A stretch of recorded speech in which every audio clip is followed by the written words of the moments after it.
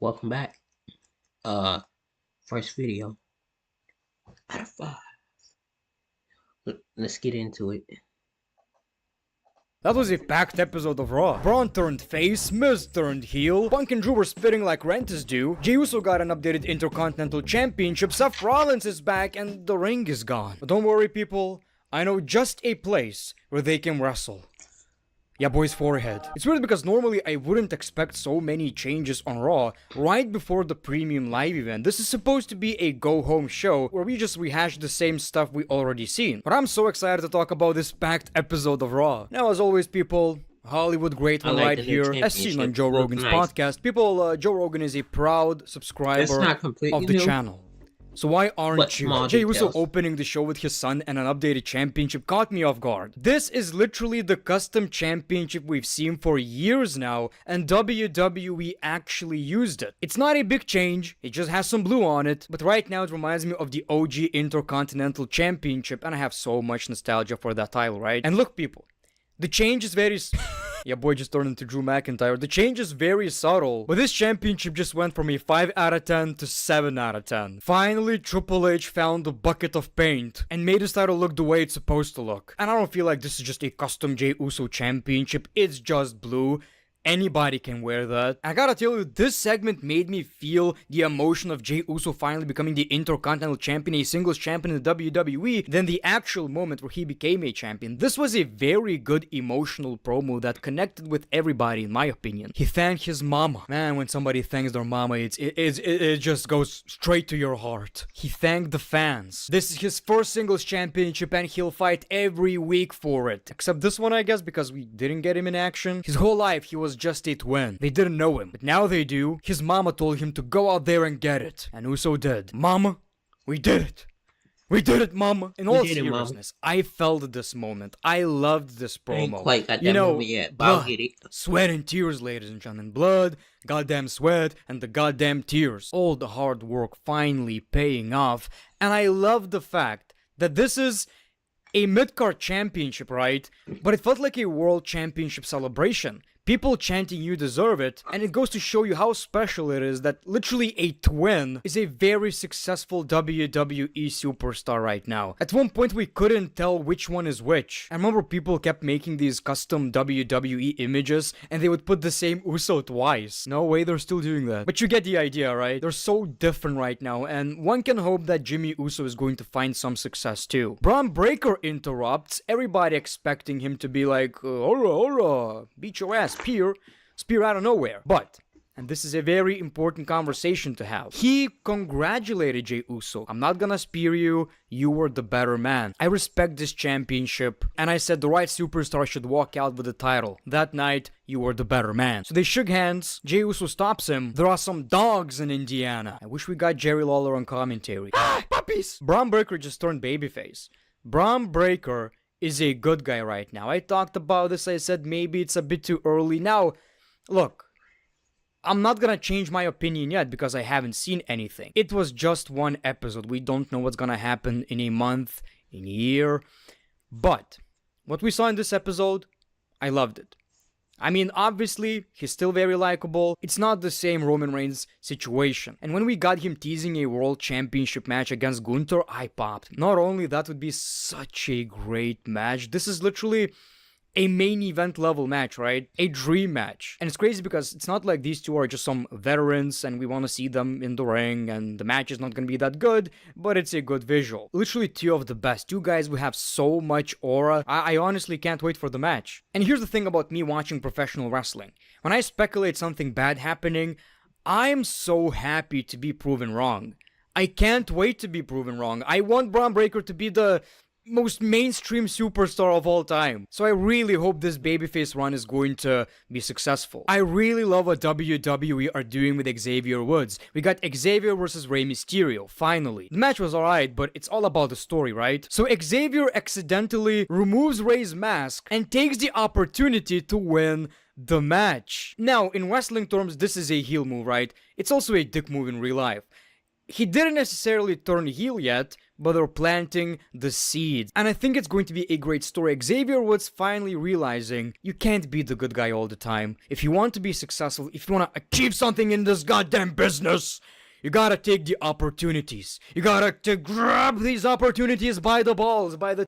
And if it ain't you, we gon' know. Yeah, we gon' know. Let's make him regret ever stepping foot onto our Earth.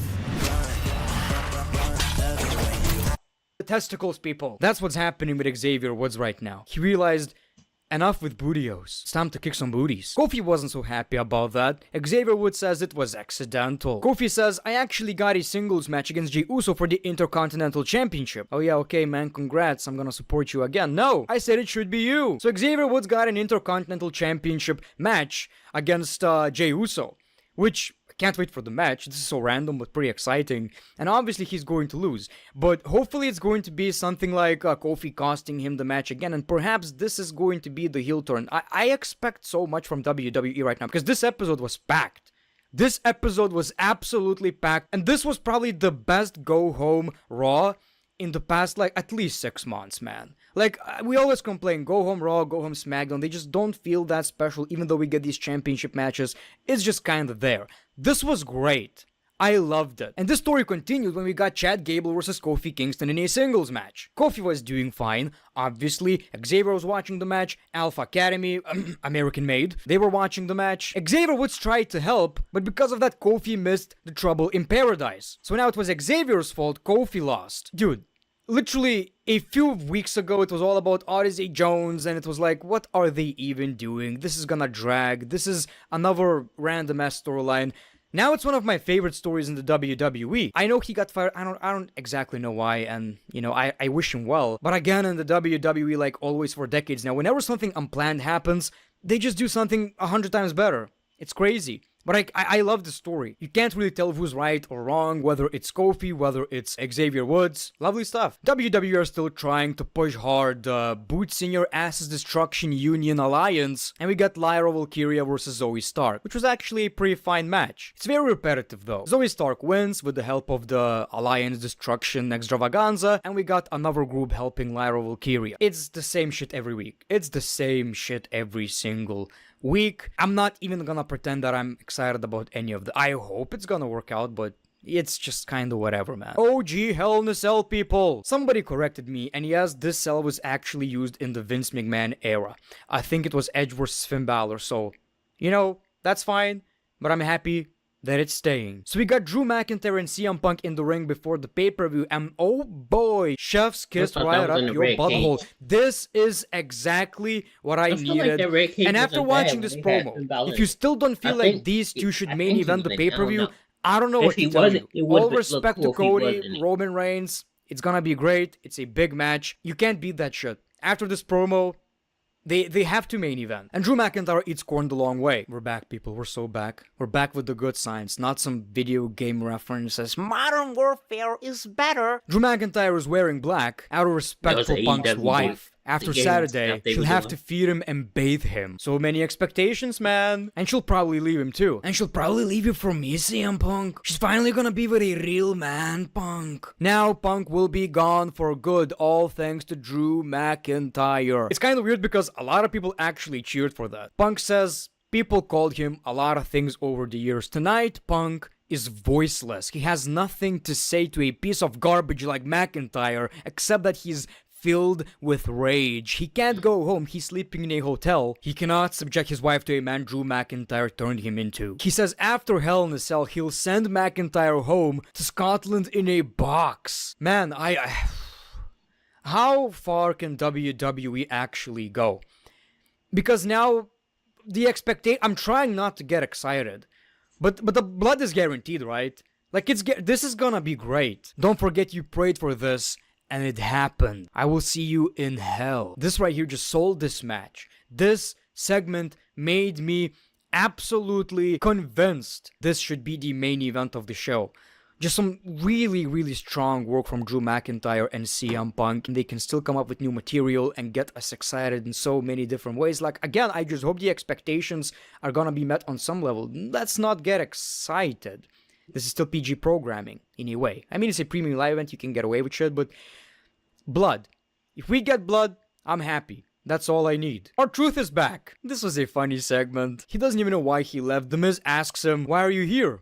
I work here. He says, I got us a little match. Us versus AOP. Obviously, he was talking about the AOP, and The Miz said the authors of pain. What books have they written? That's the R-Truth I like. Sometimes it's cringy, but this is great. So we got the match, right? Awesome Truth versus AOP. Everything is going fine. Karrion Kross was watching the match, and when R-Truth tagged The Miz turned on Truth. So of course, AOP won the match, and The Miz is... Y'all, when was the last time you didn't have to worry about putting food on your table? Right now, till the end of this week, our migrant-loving... The heel now, he's a bad guy. He saw the light. And what a shot.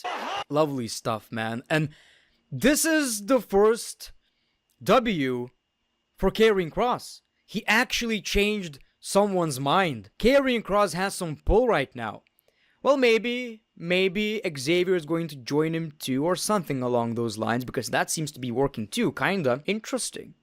Karrion Kross is someone I'm trying to like. I know he has something.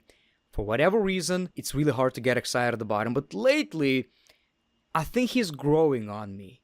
And I like that. I also really like him as a person, so I hope he's gonna succeed, right? This is really, really interesting, and we'll see what that actually means for Karrion Kross. Why is he doing this? What does he have to gain from this? We also saw the LWO versus the Judgment Day, just simply to make sure the Judgment Day get at least one W per year. That's exactly what it was. They won the match. It was against LWO, who are here to lose anyway, so it didn't really mean anything.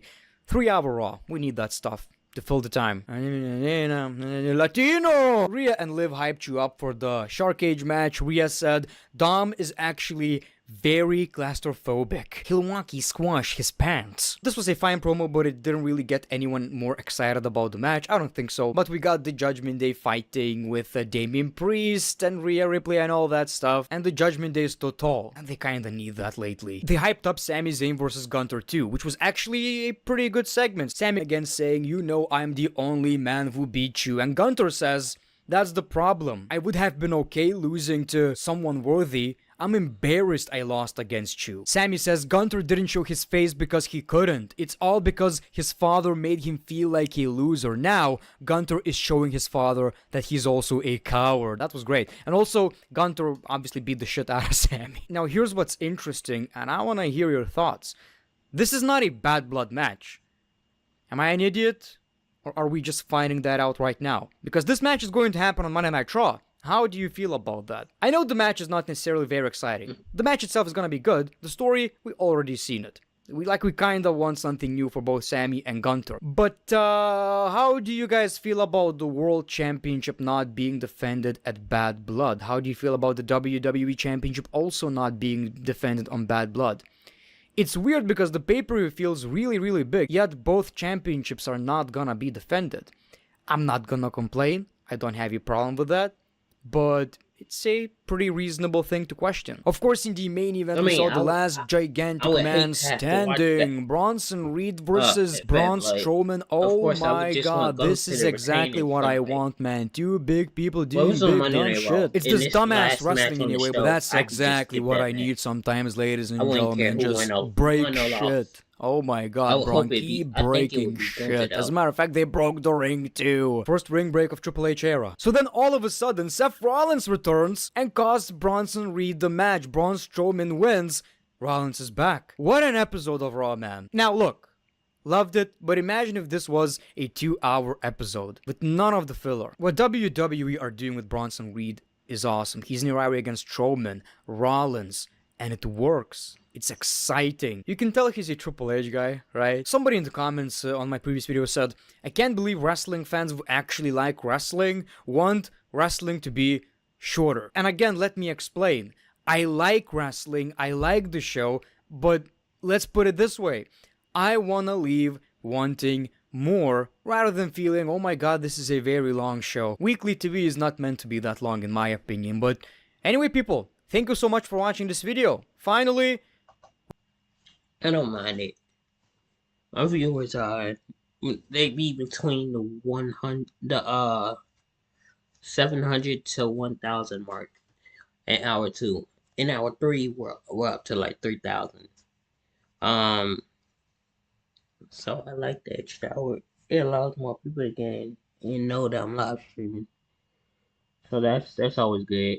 I did a live stream, 2 live wrestling live streams. The first one we got 3,000, and the second one we got 1,000. It was interesting. I didn't think I was gonna get over 20 on the second live stream. So the fact that I did, it was crazy.